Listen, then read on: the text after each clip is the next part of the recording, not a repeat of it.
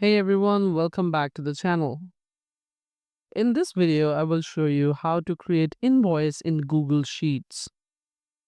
Do you want to create a professional invoice using Google Sheets?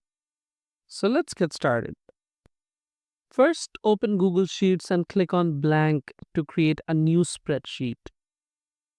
Now, start by adding basic details at the top, like your business name, address, and contact information. Below that, add the client's information like their name, company, and address. Next, create a table for the invoice details. Add columns like item description, quantity, price, and total. Use simple formulas like typing equals quantity times price to automatically calculate totals. At the bottom, add a row to calculate the final amount by summing up all totals using the SUM formula.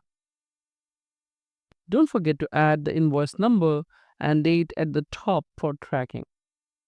You can also use bold text, borders, and colors to make your invoice look clean and professional. And that's it.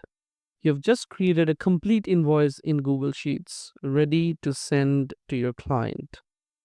Thanks for watching this video. If you found this video helpful, don't forget to like, comment, share, and subscribe to the channel. I'll see you in the next one.